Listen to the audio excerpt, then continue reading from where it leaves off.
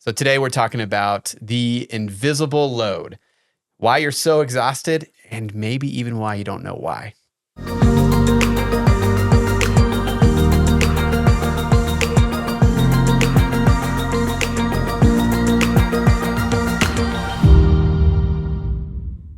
Welcome back to The Pursuit of Happy Well. We are so glad you're here with us. And so you know what to do. If you're watching on YouTube, hit that subscribe button, hit the bell for notifications. And if you are listening, we would love for you to also subscribe and leave a comment and review. It really helps people find the show. Yes. So, Scott, let's dive in. What is the invisible load? Yeah. What is it? What is it? Well, so here's the definition of the invisible load. And I think once I say it, I think most of us are going to be able to be like, oh my gosh, I know exactly how that feels and what it is. The invisible load is the unseen mental, emotional labor involved in planning, remembering, and managing life's logistics. Yeah. I think to even break it down even more, it's the constant internal chatter and noise of running your day-to-day life. It is not, this is why it's called the invisible load. So it's not like the tasks of cleaning your house, going to your job, doing the dishes, taking out the trash. That's a visible load. You can kind of, and in some ways you can look at, oh, here's my daily tasks, here's your daily tasks, but we're not even talking about the emotional and mental cognitive load behind the scenes. And I believe that is where a lot of strain and stress and burnout and exhaustion really comes from. How often do you guys find yourself sitting awake at night, running through your mental to-do list for the next day or your mental to-do list the day of and being like, did I do that? Did I do that? Oh, and I can't forget to do that. And oh, well, I'm here. Like, I remember sometimes I used to have to get the notes out on my phone at night because the mental chatter would just be so loud to just, okay, get it out, have it out of my head. But for me, I think it's noise. Just the noise of everyday life, managing the things that need to be done, and then the weight that carries on you, right? So what are some practical examples of what that might look like? I think every caretaker who might be the primary person who runs the home would be able to say it's the remembering, the kids' birthdays. Oh yeah, I got to call and schedule the dentist and the doctor checkups and the well checks and the birthdays, planning the birthday parties. Like you and I, we're always surprised by oh my gosh, how are we already here? We got to plan a kid's birthday, sending out the invitations, making sure, you've signed the papers in the kids' folders and when's that class party or that field trip or, planning that road trip or making sure, did I sign that paper or do that? Oh, when's the trash coming? I don't know. It's the mental behind the logistics. And, I just feel like, any full-time caretaker, did I say a caretaker? Caretaker. Caretaker. A full-time caretaker. They're just a logistics coordinator, a full-time logistics coordinator. I haven't even brought in sports. Juggling a sports calendar for kids. And, it is a lot that goes into, let's just be example, adulting. The mental and cognitive load of adulting. Yeah. Yeah. Period. And would you say that this is just to life's circumstances, or could this find ways into other parts of our life? Like, for instance, could the invisible load also be certain things that we carry at work? Oh, for sure. I think especially depends on your role and how much you might be assuming that maybe isn't yours to carry. I think I think we're going to explore that a little bit, but I think it depends on your role. For me, when I was a hairstylist for years, I really didn't have a cognitive load with that line of work. I went in, talked to my people, did their hair. It was fun. It was great. And then I clocked out and I went home. I did not think about highlights when I went to bed. When I shifted to becoming an entrepreneur, that was 100% the hardest thing, was my brain never shutting off. It had the hardest time clocking out. And, as a business owner, entrepreneur, not only are you thinking about yourself, you're thinking about your employees, you're thinking about, what about that meeting? Did I do that? Oh, it can, we talk about scope creep in work, like taking on tasks and responsibilities that are out of your scope, I think there's also cognitive creep, like mental creep of what you're taking on. That's good. And there's probably certain vocations that is more susceptible to. Yeah, I think about like teachers. I think about people, sports coaches. I think about lawyers. These types of roles that you can check in or you can clock in and clock out, but like to progress and be really good at your job, or you think about ministry, right? Like these are things that you take home and you're constantly just trying to problem solve. And so that kind of brings that invisible load of work with you. Yeah. And I just remember someone challenging me and, they're like, how often do you work? And I thought about the hours sitting at a desk. And they're like, no. Yeah, technically clocked in is what you're answering. Correct. And they're like, no.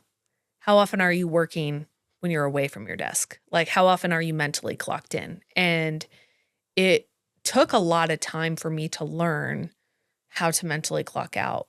And, I think I would hope you've seen improvement for me because there have been times where you have been like inspired to like go do something for work and I'm clocked out. And I have even told you like, I can't clock in right now. Oh man. Yeah. It's so hard. I've been like, I'm off. I can't clock in because I also, this is why self-awareness, we talked about this in other episodes, but this is why self-awareness is so important, is understanding like, is right now the time to problem solve? Because I know myself. I know this is why sometimes I can't read business or strategy books before bed because it mentally puts me on the clock. And once I get in flow, once my brain starts going, the clock out could take a while. Yeah. And what we end up doing is I end up mentally depleting myself in non-productive work time where it's like, I'm in bed. What am I doing? Yeah. So I've learned to embrace and it's taken time. And I do think there is a certain measure of maybe self-trust. You told me this when I went into entrepreneurship. You're like, babe, the work is always there. Always. It's always going to be there. There's always going to be the next thing. And I think that was because, again, that was a huge change for me is I could go and do someone's hair and it was done. There was a before, there was an after.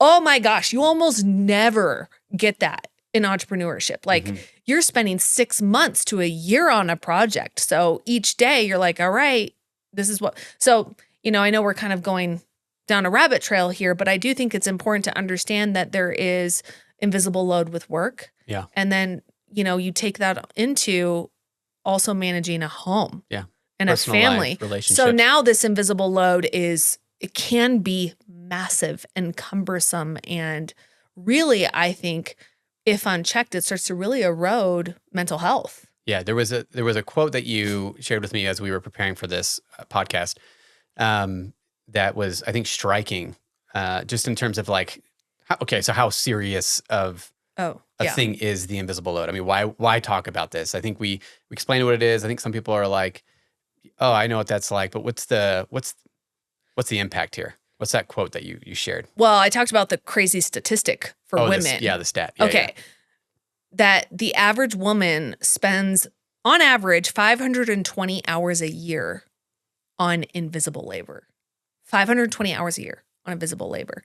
Now we don't know the relationship dynamics taken into account of each person, and each marriage is different. And I think a lot of it comes down to communication and expectations. Like sometimes I just wonder, there are certain personality types, speaking of coping styles that we've talked about in other episodes, there are certain personality types I think that assume more load because they think, oh, this if it's not me, then it's never going to get done, or they fear inconveniencing people by asking for help or having the conversation, or maybe they just saw how their family ran the house. Maybe they saw how their mom ran the home and they just assumed, well, my mom handled all of those things, therefore that's what I'm supposed to do.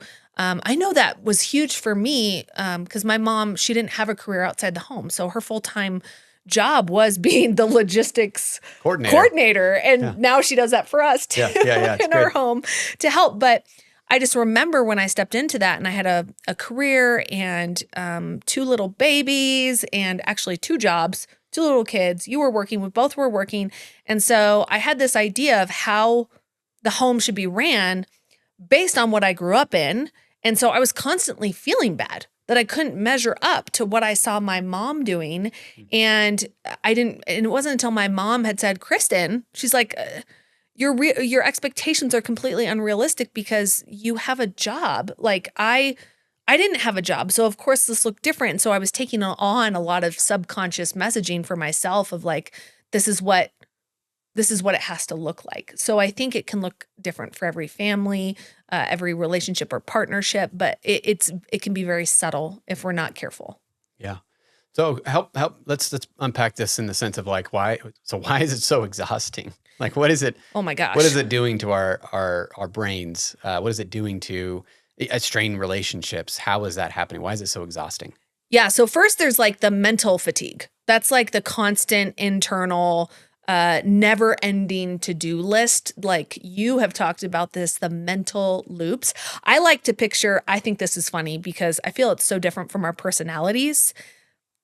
When I go on your computer, the sheer number of open tabs you have blows my mind. Like you have probably 70 open tabs going at once. And my brain just goes, which is crazy because usually I'm the disorganized one. And I know you have order to your tabs. No, there's no order to the tab. Okay, great. I was giving you the benefit of the doubt. I didn't want to like out you and be like, oh, I'm sure there's organized chaos to this. Okay, so now I know it's sheer chaos. My gut is right. But for me, my tabs are like 5 to 6. I start to get overwhelmed when I see a lot of tabs. I'm like, what is that tab for? So I like to think of, I think I saw this meme that's like, my brain is when there's 75 open tabs and music is coming from somewhere and I don't know where. That does happen. That is the mental fatigue of the invisible load. It's how many open tabs do you have going in your operating system? Do you even know what function they serve? Can you close the tabs? Kind of like... That's a really good analogy. Well, you even talked about, I saw you post this on Threads, where someone was like, why is my MacBook so slow? I think this is a beautiful analogy of the cognitive load and how it actually reduces our productivity and our availability of showing up well. What did you say? Tabs? Well... You also, was it tabs? No. Oh, no. There's a few things that I said in the sense of, how full is the memory? So how many things you have saved on your computer that can slow it down? This is not a tech podcast, but here you go. Restarting your computer can help. And really it's like how much free space is there?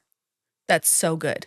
How much free space is there? And you and I, we've talked about margin, the importance of building margin. And I could talk about margin a lot. And maybe we'll just have a podcast episode sheerly about margin, like margin in your finances, margin with your time, margin in your brain. Yeah. Just creating margin in your life. So I think I like to see it as sometimes when things start running slow, it's because too many apps are open. And so like when my phone starts like glitching out or whatever, I know I'm like, oh, there's way too many apps going on. I have to close some. So I think are we doing enough audits where we're like, how many apps do I have open going on in my mind at once? And I remember there was a season because again, I was a hairstylist. So I was able to close the loops, so to speak, faster because I would close loops at work. I'd be like, okay, this person's coming in and I'm done with him. But I remember there was a season where you had to tell me, babe, write it down. Don't keep it in your head. Write it down. Don't keep it in your head. Because so often I would be like, okay, I'm just going to try and remember that. And you're like, babe, write it down. Because anytime we're forcing our brain to hold on to something that is adding to the load and instead of like, okay, is it in the notes in your phone? Is it in the reminders? Is it in your calendar? And I never used to be a calendar person. Now I live and die by my calendar. Like live and die by it. So it's just how much are you forcing yourself to hold in your mind by either memory or whatever else. So that's the mental fatigue. That's just mental. So of course, like I'm already exhausted. There's more. I'm tired just talking about that. Goodness. I'm tired just talking about that. Okay. Yeah. And then now let's talk about the emotional labor. Yeah. I think this is what lends to emotional strain. And I think maybe somebody that's carrying the unseen labor starts to feel like an unseen person. Wow. Yeah, where they're just like, am I appreciated? Do I matter? Because if it's unseen, it means other people aren't recognizing the effort and the time and the energy that you're putting into it. Because they're not in your head. That like no one knows what it's like inside your head. No one knows. So unless, and I think then there is maybe some external indicators that might show when somebody has taken on too much. You know, I think for me, it would be when I'm short, like when I start to get short with our kids or with you, snappy. or irritable. Irritable's a huge one for me. I think that's always going to be an indicator for like, hold on, let's check in what's going on. But the emotional labor, the responsibility, this is a big one. I think Go ahead. Before you say that, I think another, besides snappy, I think sometimes if you've got quote unquote too many tabs open, right? There's too much in your head. I think sometimes you can sit down to do something and be like just lost. Yeah, frozen. Like, where do I start? Yeah. Like there's just so much up here. I don't even know where to begin. Yeah. I'm even going to say, I think another indicator would be withdrawal. So again, if we're going to move into fight, flight, freeze, fight would be the snappiness, the irritability, like taking it all out on everybody. Right. And I totally have been there when I notice I've hit my threshold. I'm over, as you call it, rage cleaning, when I've done my rage. And I have not rage cleaned our kids' rooms in a long time. Yeah, I was just thinking about that. Can we have a moment here? Yeah, that's applause in the comments.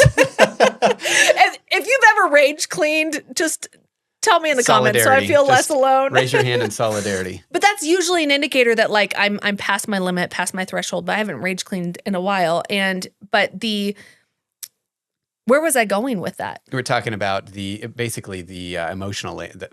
Oh yeah. So there's the fight. Yeah. That's the rage cleaning, the snappiness. There's the freeze. We're sitting down to do the task and not knowing where to start, how to start, like totally normal to freeze. And then there's the flight, withdrawal. I think it could maybe look like overwhelm, maybe even some depression, just like not knowing how to show up in your space anymore because you're so maxed out. And again, what's so hard is if nobody knows it's the unseen labor, then we have unseen feelings, the person feels unseen. And then I think this is where that person might be like, I am unappreciated. I'm unappreciated here. Again, no one knows what's going on in your mind. No one knows what's going on in your body. So if there's not a communication with the partner to help them see the unseen, then there can't be healing. This makes me think of, that's like in the home. This also makes me think of times where, in my vocation, I've had a boss leave or I've been promoted into a position, and prior to being in that position, I didn't know what they were carrying until I stepped into it and realized, man, they were actually carrying a lot more than I ever saw. And it gave me an appreciation for them being in that role. So kind of that case where like, if they're not sharing what's, for whatever reason, maybe some of it is, not appropriate to share because it's work relationship or something, but that idea of they're not being seen, or I have a judgment that I've passed on them, right? Where it's like, man, they just aren't showing up at meetings, or they aren't showing up in the home, or they seem distracted or removed. It could be that they're carrying this invisible load that I have no knowledge of, either because of my own blind spots or that there hasn't been some communication. Oh my gosh. Can we just talk about the snap judgments our society makes on people, specifically like the C-suite world? And, there's this like, oh my gosh, you see it in the news, you see it in comments being like, oh, that like people in C-suite, they don't care. CEOs don't care. They get what's coming to them. They're greedy. Maybe, there's always going to be people that, not great people in every position, no matter what. But there's this like snap judgments made about those people. Like they have it so easy and all their minions are just working under them or whatever. And it took running our company. That was like the ultimate dose of humility and like, oh, this is so hard. And it was interesting because I was less like bound to tasks, like the load of tasks. And it was more the mental load was unlike anything I'd ever experienced, to where, that's when I was like, please come in and help me. That's when I'd asked you to be the CEO. Cause I was like, I can't do this. I think like life example or a home example of that kind of weight is kind of like raising kids. Yeah. I was going to say, were you just thinking that? I was thinking that. I was like, this is like when mom leaves town and dad takes over. Oh, we can talk about that later. I was more thinking about like the season of parenting, where like when you have young kids, when they're young, like, it's exhausting. You're chasing them everywhere. You're trying to make sure they're not getting into things. Not choking. Are they still breathing? You're constantly concerned if they're alive or not when they're sleeping. Gosh, I don't miss that. But as they grow, you move into a different type of tired.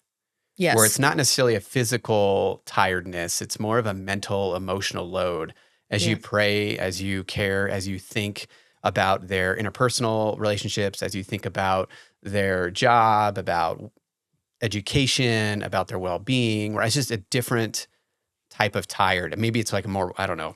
Well, I've heard people tired. say, that's what I've heard people say. They're like, when they're babies, you lose sleep because they're not sleeping. And then when they're teenagers, you lose sleep because they're out. It's like they're not sleeping. They're not sleeping, but for different reasons. Yeah. Or they are sleeping and you're wondering where they're sleeping. And that's terrifying.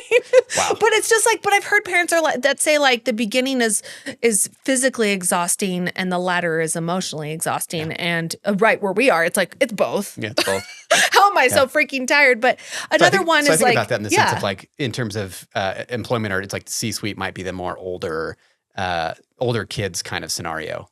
Yeah. And then quote unquote minions, which I think is a terrible, why would you ever describe yourself as a minion? Like, first of all, although, well, I'm just getting sidetracked with this Despicable Me, but maybe that is more of the laborious physical tiredness of chasing little kids around, right? Yeah. And it's sorry, I totally cut you off. No, I was thinking, this idea of like, it took me stepping into that role and our company getting to that place where the load of decisions, the weight of each decision. And it was no longer about just me. It was about this person that we cared for, our employees, our team. Goodness, that's a whole nother level. It's like, I'm like, listen, owning a company ain't for everybody, because it's like, do you know how, as a homeowner, you're like, oh, is my roof going to leak? Do I have enough in, savings and house insurance and paying the bills? Okay, owning a company is like that times a million. Yeah. Like making sure all the bills are paid. So the cognitive load there, it's a real thing. But aside from like me stepping into that CEO really it gave me empathy. It gave me empathy for others and being like, wow, I made snap judgments, being like, oh my gosh, C-suite, they get paid so much for doing so little. I'm like, no. There's a lot there. Like the stress and the cognitive load that they carry is not for the weak. And so, but another example of that, someone's like, well, if I'm not a CEO, where is that? It's you and I have had the season now. It's different, I think, for us because you had a season where you were the primary caretaker while I was building the business. So I think you might even understand the cognitive load of the logistics of the home, where there was a season that I wasn't carrying as much of that because I was carrying so much cognitive load in the business that you were carrying the logistics in the home. And I remember being the one where like you left for a guys' weekend, and I remember being like, where's the lunchbox? Like I was texting you being like, what about the kids? What time do you leave? All this. And I was able to, you see this online where women are like, the men are totally helpless when I have to leave. It's like, no, we're just stepping into another role and realizing like we get educated on someone's load when we carry it for a time. Ooh, that's good. It's like, man, think about making that a practice. Something that you would do often. Well, it's willingly stepping into someone else's shoe to understand the load they might carry. Yeah. And I think What? Just has me thinking. I was thinking about just adulting. We've joked about this. That no one prepared us for how much time you would spend thinking about what you'd feed the family next. That like it's Why is all it you food? do all the days of your life as a parent is really, even as a human being who's of age, is care about where your next meal is coming from and planning it. But the thing I was laughing about was just the idea of as a kid and stepping into the shoes as a parent. But like as a kid, you were like, you loved Fridays. You thought your parents were the coolest because you had pizza on Friday. I don't know if everyone did that, but it was just like this idea. And it's like, no, it's just your parents were exhausted and tired of planning the meals. It's so true. It's Right? like, yeah, what you thought was fun is really just your parents exhausted. Just your parents just taking a deep breath of like, oh, okay, we got it to Friday.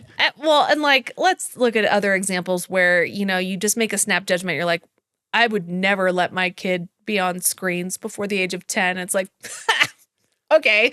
Like, and, Try our best. yeah, we tried our best, but so the idea of, I know for you, there were times where we both have, like, so when you took on CEO, you started to understand my cognitive load there and the mental and emotional load of carrying a company.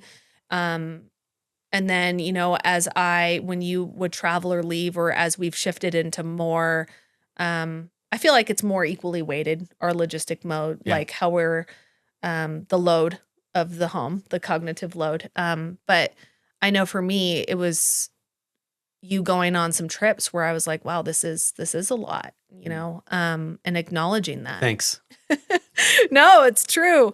So I think there's something else is like, so there's the mental fatigue, the emotional fatigue, and then kind of one last thing I'm going to say on the emotional fatigue is we haven't even talked about somebody who's taking on the emotional burden of those around them. People feeling responsible for someone else's to fill that person's emotional needs. So not in the sense of like, I want my children well cared for. I'm more talking about the sense of like a little like codependency of like, I need to make sure that everyone around me is happy and fulfilled and emotionally okay to my own detriment. Right. That I didn't even address that. So we have like the physical load, the emotional load, and we're not even talking about the added load of taking on things that are not ours to take. Right. And so on those, with those in mind, so we have the mental, we have the emotional load and why it causes exhaustion. And then we kind of alluded to this. What happens when? Yeah. So then there's the ripple effect. So we have the person carrying the unseen who now starts to feel unseen themselves, and unseen being unappreciated. And how could you not feel resentful when you just feel like I'm alone in this, I'm unappreciated in this? And that's where I think there can be the resentment, then there's the burnout where your brain is like, we cannot function. Our software is not designed to handle this load. Like Alone. Yeah. We are not meant to do it alone.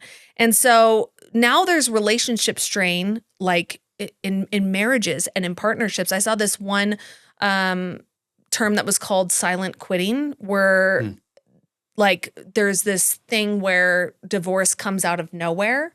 And there was all of these silent signs that she was carrying the invisible load. And maybe it looked like, can you help me take out the trash? And, maybe the trash didn't get taken out at a certain time. And she, from carrying the load that's unseen, snaps. Like, why didn't you take out the trash? What is going on? Rah! And he's thinking, because he's not aware of the load, he's thinking, whoa. You're overreacting here. Yeah. Like, he's thinking, then he might even say something that makes it worse, like, calm down. I was going to get to it. Why is this such a big deal? You love it when I tell you to calm down. It's your favorite phrase. You don't say calm down, which is really funny because I have a sweatshirt that says calm your butt down. And I love wearing it in great places like the TSA line at the airport. I wore it to our HOA meeting. I just was like, if it all goes down, I can't wait to point to my sweatshirt. But no, you don't say calm down. You say easy, easy. And I'm like, like the rage. I feel like, even And I'm just like, don't tell me easy. Don't do it. So good. You say it gently and lovingly, but all that, like, and then, so, going back to the slowness of taking out the trash analogy, then he might be like, whoa, you better calm down. And now we're just like adding to the fire. Yeah. Right. Or she's like, hey, can you help me? You don't know how much I carry. You don't know how much I carry, all of this. And then one day she's like, I'm done. He's like, what happened? Like, yeah. Why? Why are we here? Well, there's a couple things. I mean, the invisible load only stays unseen when your needs are unspoken. Like, you have to be brave enough to say, I am drowning. Like, there is nothing wrong with you. I do think there is a societal expectation of like having to do it all. Like, especially, I coached on this with women a lot. Like, women had so much guilt, outsourcing, delegating, asking for help, thinking this is a reflection that I can't keep it together. I'm not, and I'm like, no. I just think we are in a society that has touted essentially the impossible of like, have the career, have the home, be an involved parent, get your kids to sports, stay in top shape, look a certain way. It's just like, my gosh, how are we all not having like complete meltdowns in today's day and age? Yeah. Right? Yeah. So that's the relationship strain. And that's not just in partnerships. It could also be resentment with like making snap judgments with our employers and thinking like, my boss doesn't care about me. My boss, I'm just a number, which, those stories that we have about ourselves or about our bosses, like, how does that help us engage? Well, right. Like when I'm believing you're out to get me, how am I going to have a good conversation with you when I'm secretly also telling myself like, you're so selfish. Yeah. You don't even care. Yeah. You're like silently just putting division between yourself and others. Right. Yeah. So we're going to talk a little bit about how it shows up for millennials and Gen Z, or Gen X specifically. So how does it show up for millennials? I know you and I were talking about this. Well, I was just thinking about the season of life, millennials, and somehow we find ourselves in the millennial gamut generation. Yeah, we're on the older side of millennials. On the other side of that. But so one way, it shows up is we're in a season with kids, young kids, maybe a little bit older kids. And that's coming with, dealing with soccer practices, sports practices, school, extracurricular, piano lessons type things, right? And then careers and maybe a side hustle on top of that. And so you're juggling all of these pieces together at the season that you find yourself in. And so that invisible load is just like ticking away. That analogy of just like the tabs is just sticking in my head, like all the tabs I just keep open. Yeah. And I think that's where for millennials, that's where we're at, is in that season of juggling all those things together. Yeah. And, I think statistically, if you're an older millennial, you might be in like your second career, your third career, like, promoting up or, maybe in a more mid-level, higher level position in your company, or you're more seasoned in your career. There's a lot more career push that you're feeling. So like, moving to that place, and, we're not even talking about inflation and prices and all that fun stuff. What all's going on socioeconomically and politically. Like, we're not even adding those variables. Like, It's already hard. But then with Gen X is pretty interesting because they're considered the sandwich generation right now, which is, when I first heard that, I was like, what? Like, they grew up on peanut butter and jelly sandwiches? They love cold cuts. They love cold cuts. They love Subway. No, the sandwich generation, meaning like that they're simultaneously raising teenagers while also caring for their elder parents. So their parents might be needing more attention, their parents going into care. So that's a huge juggle. And I was even hearing that in the community when I was coaching. You're like, I'm having to step away from this. Yeah. I'm now the primary caretaker of a parent. How do I juggle all these things? And that really that's the problem, is how do I have it all? You don't. If you know how, would you drop that in the comments? You start a show. You tell us. We'd love to hear how you have it all. Yeah. But like that, so while we're navigating all these seasons of life, while also being handed this idea of you can have it all. And also let's not also take into account that what we're seeing on social media Right. Right. is the portrayal of other people having it all, but we're given 2% of the picture of what's actually going on with their life. It's their highlight reel, Yeah. right? Well, and how I think I would describe the social media landscape in terms of the invisible load is you scroll, you scroll, you scroll, and all you do is these are the things I should. You just should yourself through the I should be scroll. further I along. should be Maybe I further should along. have a I bigger should look like house. this. I should have this. My kids should be this way. I should be investing. I should be saving. I should. And you can see how that's exhausting on top of the invisible load you're already putting on yourself just to get through the day to day, right? And so you scroll and you just add to that invisible load with the pressures from the scroll. Yeah, and then all the internal messaging, that you're getting, and we're not even. And now let's add the load of, what you're taking in from other people's opinions. Are you subscribed to news? Just like what is your consumption diet? Like your social consumption? Yeah. Like what are you taking in? Because that adds to the load as well. And I know for me, I finally took Instagram off of my phone just while we're in a season of building and creating, because I'm like, I have to be in a creative space. So I'm going to remove this thing that turns me into a consumer, because that really is like in the online space, you always have to remember that unless you are on there creating, you are a consumer. Right. In every sense of the word. And you yourself are, you're a product to some larger company. So, Okay, so all this sounds crazy exhausting. I know. I'm like, I feel like I could take a nap. Yeah. So how do we lighten the load? How do we address this? How do we? I mean, as a thing I'm just thinking about is the pursuit of happy well. Yeah. So far, all I've seen is like what makes me sad and sick, and I'm not seeing a lot of glimpses for a happy and well life. Well, we're about to turn the corner here, Scott. All right, great. That's what I want to know. I want to know how to. Yeah. So let's talk about like lightening the load. The first thing we have to do is name it. Like if it's invisible, it might not just be invisible to those around you. It might be invisible to yourself. Like you don't realize how many tabs you have open until you actually count. Oh my gosh, I have 57 tabs open. Like this is crazy. So sitting down and asking yourself, what are all the tasks I carry? We're not talking about physical tasks, the emotional and mental tasks. So it could be, I'm mentally thinking about getting the kids to and from sports, birthdays, travel plans, insurance, or, write it all down. These are the things I constantly have in a mental loop. So naming it all. And heck, maybe you need to name both the visible and the invisible, because it might be hard to differentiate at first for yourself and be like, oh, this is why it's so hard to be me.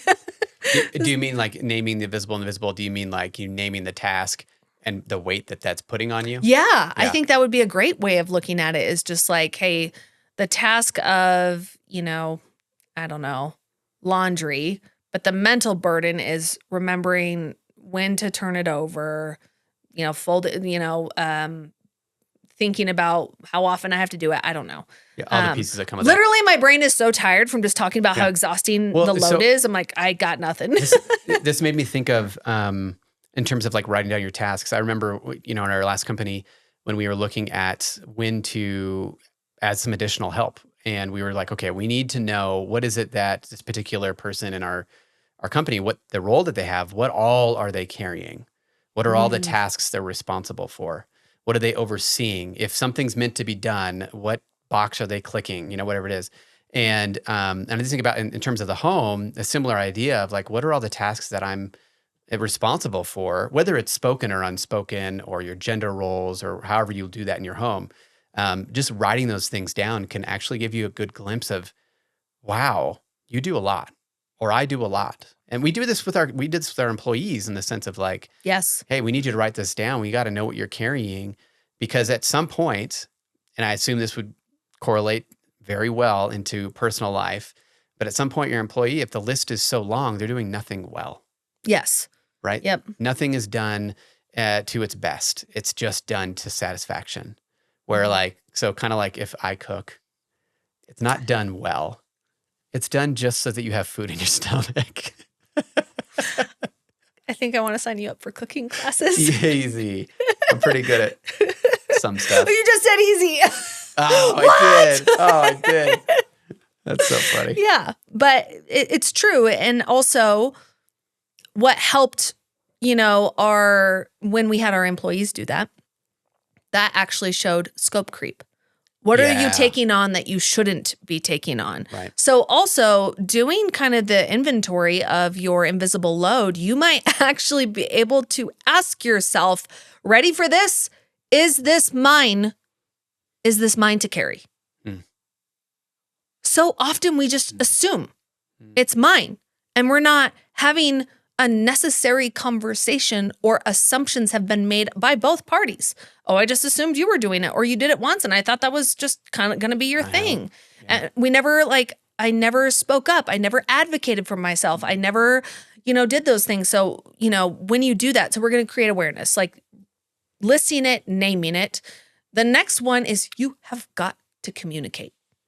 You've got to talk. You have got to, and you got to do this. Like, first of all, if you write this list out and you feel rage, not the time to talk. Not the time to be like, I knew it. I'm carrying way too much in this freaking house and things have to change. And that's it. And you go stomp and take your list to your partner and be like, look at this. This is why I'm so tired. Yeah, I think it's important that if you do the inventory and you're going to have a conversation, there shouldn't just be one list presented on that point, in the sense that I think it's very easy for one person to take this, what we're talking about, and go write their list and then be like, go to their partner and just be like, and look at all the stuff I'm doing, right? And it's like, well, hold on. Are you going to give them a chance to write down what their list is too? Well, how would that work? Does that mean you're going to tell your partner, hey, go make a list of all the stuff you do, and then we're going to come back and meet? Or is it, hey, I've noticed that I've been stressed and short, and I don't like being that person. I don't like being stressed and short and withdrawing and, irritable all the time.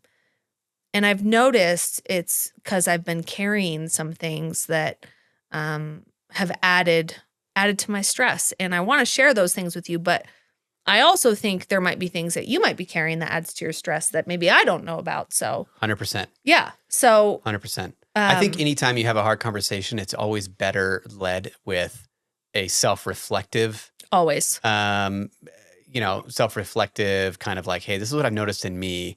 I would love to dive into that, rather than be like, hey, I notice you are, more don't come at the you language. Yeah. That is a fast way to light the whole thing on fire. So what you're doing. I think you're right in the sense of, I want to see, I'm noticing this in me. I'm noticing I'm short, or I'm absent, or whatever it might be. I'm going to write some stuff down. I would love to know what you do and what's in your head so that I can see the blind spots that maybe I'm unaware of. Yeah. And what you're doing is you're advocating for your own mental health. That's so important. This is not issuing a complaint to the HR department of your home. This is not airing out your grievances. That is not what this is. This is, I'm tired. Here's the things I'm carrying. And maybe there's things you're carrying that I don't know about, but I can't continue on in this way. Yeah. Well, another thing, you think about scope creep and think about work, the same idea. It's very easy in work. I don't know if you've ever read a job description and it says and all other duties as assigned. It's like the catch-all. You're like, oh no. You're like, oh no. But that's a good thing to kind of also just do an inventory even at work. It's like, what are all the responsibilities that I'm carrying? Especially if you haven't had a raise in a while. This could give you an opportunity to have a conversation, a discussion of, hey, listen, I was hired for this. I've taken these things on. I either need to get these offloaded or we need to talk about, some compensation. Guys, take that to the bank. You just got told how to lessen your load at work or get paid more fairly, compensated more fairly. Or know that it's time to find a different position. Right. So good. So communicating with your partner, and I or whoever it is you need to communicate with. I feel like I need to speak to the person that feels like they maybe wrong for speaking up. Like they don't know how to speak up for themselves. This is just an opportunity for you to share. Like, see it as that way. It's not an you're not, some people are like, I always think of Rex from Toy Story. I don't like confrontation. Oh, yeah. It's just like, this isn't about confrontation. This is about communication, which is why it's so important to check yourself emotionally before you wreck yourself. Rickety wreck yourself. Check yourself before you wreck yourself, in the sense of like, you know, you might even be able to ask, this is a hard one, guys. This is so hard.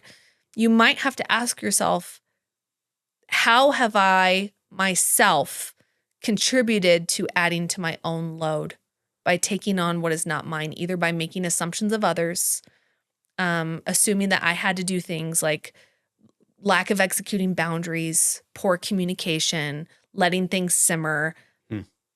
The hardest question is always asking, how have I created this? Yeah, how have I contributed? How have I contributed? What am I responsible for? Because it's so easy to be like, my partner, this person doesn't see me and it's their fault that I'm here. That will never serve you. And if you try to bring that to the conversation, you're going to end up in marriage counseling real fast. Or, I mean, marriage counseling isn't bad, but it's going to go sideways.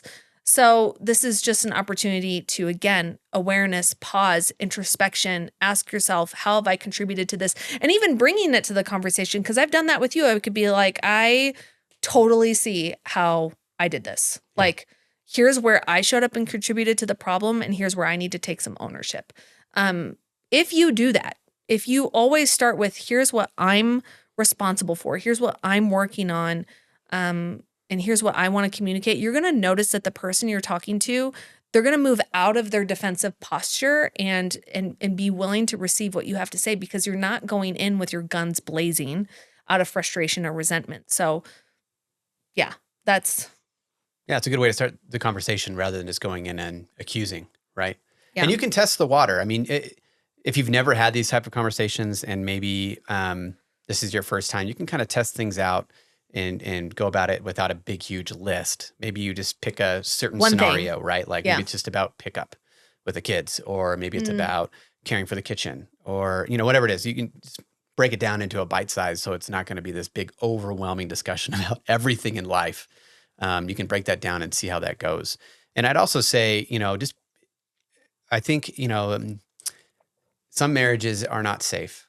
And this is kind of getting a little out of what we're talking about, but I just want to caution that if you are in a place where you're in an unsafe marriage, this might be a conversation that you first need to have with a therapist. Yeah. And get a professional insight on how to move forward and how to have this conversation. So yeah, I'm glad you said that. It does. There has to be safety in order for honest conversations, and so. What you could, and I love that you said, like, if you can find one thing, one of your biggest cognitive or emotional drains, and being like, well, how can I communicate with this person about this one thing and how we can do it better? Like, will you partner with me in this? Will you, that type of language will, serve well.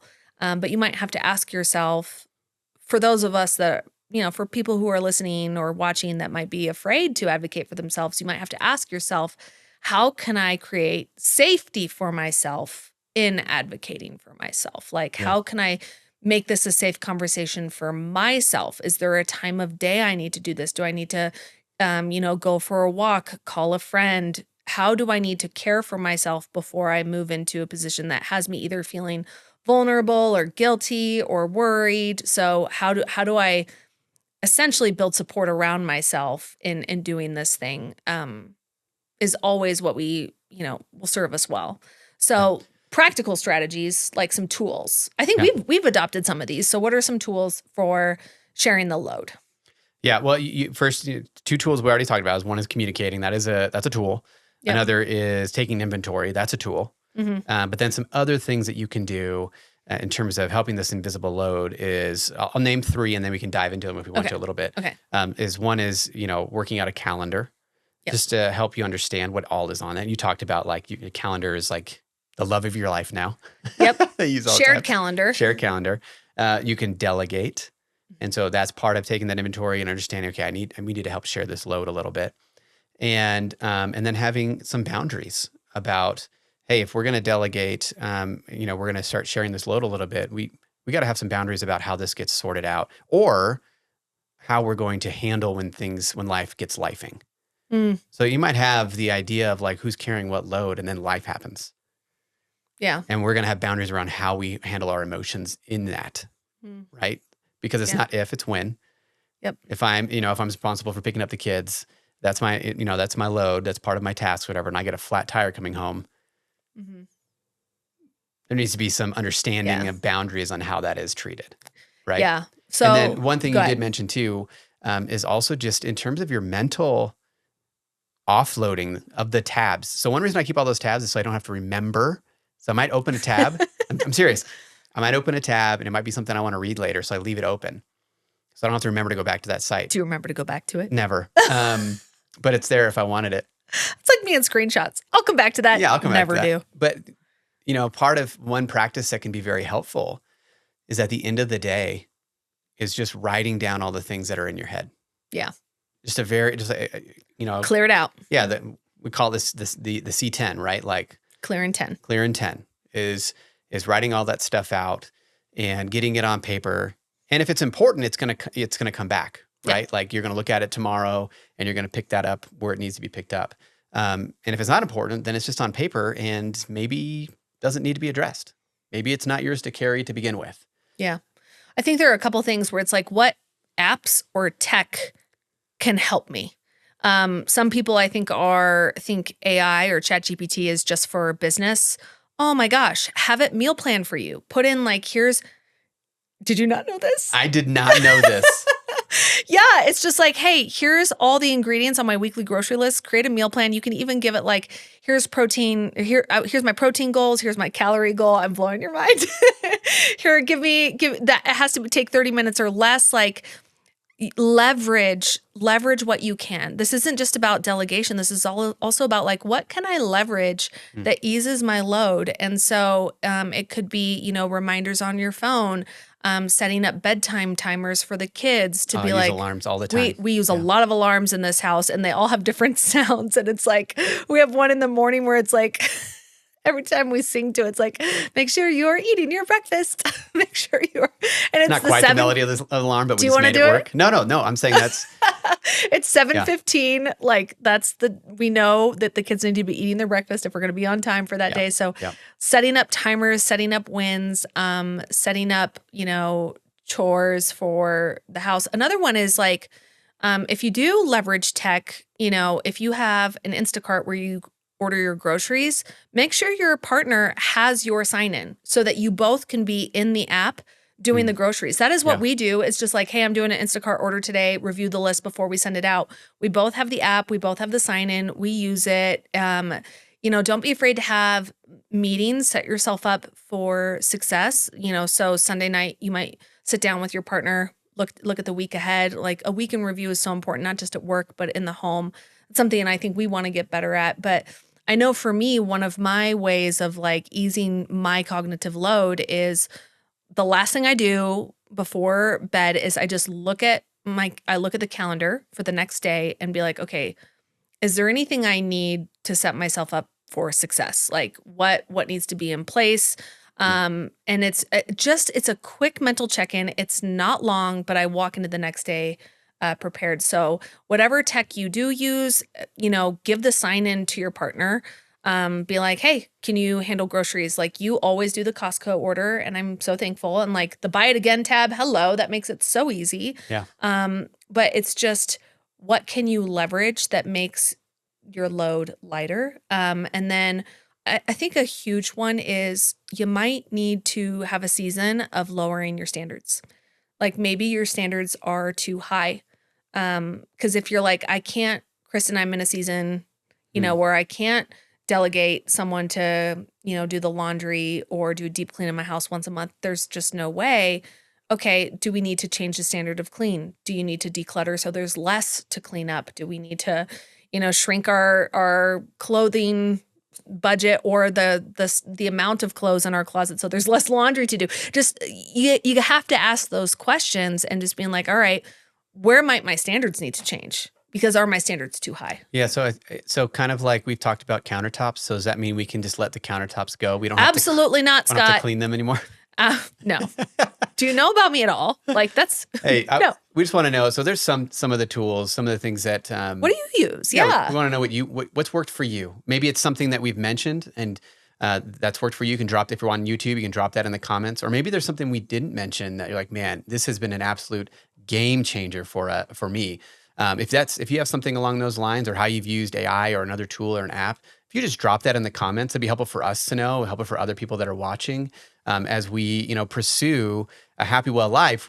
Some of these things are to help us clear some of the weight that we carry and sometimes unknowingly carry that kind of block us from having that happy, well life. Yeah. As soon as you said that, I know I've heard people talk about using Trello boards. Oh yeah. And Asana boards for home, like kind of knowing like, here's my daily tasks. And so I would say it might be a great question to ask yourself, is your exhaustion because of a lack of systems that set you up for success in the home? Like how often are you flying by the seat of your pants, not having a plan? That in and of itself is exhausting. And I know some people have like the more, carefree spirit that they might buck against systems, but systems create mental freedom. They allow you to relax. And please don't forget to like put in rest and play. Don't fill everything up to the brim, for productivity's sake, because, productivity at the cost of where there's no rest and play actually creates diminished productivity. It's diminished returns. Yeah. So I heard years ago someone talk about this idea of producing productivity. And if you picture your life as a bucket, and everything you do, everything you produce is a hole in the bottom of that bucket. And at the beginning, you might have one hole and you're filling it up with a pitcher from the top and it's keeping the water and the water's flowing out. But then you get busier and busier and there's more holes in the bucket. What we tend to do is we don't get another pitcher or 3 pitchers or 4 pitchers to fill the bucket back up. Instead, we start attending to the production. But eventually you get to a point where that bucket now has no water in it because you haven't poured anything into it. So the analogy being that sometimes we get so busy in life, we just focus on the busyness. We never remember to actually fill up so that we can do those things. Yeah, I've even heard that the more productive or busy you are, inversely, the more play you actually need to actually improve your performance, which is so counterintuitive because oftentimes the very first thing to go is play and rest. 100%, which is why I've been like in our season of building and I'm going to call it like the startup mentality season. It's so easy in the startup mentality to be like, go, go, go, grind, grind, grind. And I was so protective of our weekend this last weekend. I was like, nope, I'm on my weekend. And it's taking everything in me to let myself be like, no, the work will be there Monday. No, I am not clocking in. No, this is a time for rest and play. And it really becomes a honed skill to rest and play, knowing that there's work waiting. Yeah. Because for me, I was always like, I just want to go chip away at the work because I would do it to kind of like soothe the anxiety I felt about it. But there's never enough you could chip away. Because nothing's ever done. So all that to say, so those are the tools. Like, is there a way you can systemize like home or work? Like, how can you build systems that support you? Systems are not meant to oppress you, make you feel bad, or be like, it's, so regimented. It's like, how can I have systems that support? Yeah. Right. That sounds like another podcast. Building out it does. What are helpful systems. What do we have? Like systems, margin. What was another one? I feel like we talked about growth edge. Yeah. Yeah. So good. So today that's the idea of the invisible load. We talked about what it is, the fact that it's taking, a lot of your bandwidth, emotional, to about all the things in life that we carry. We talked about why it's exhausting.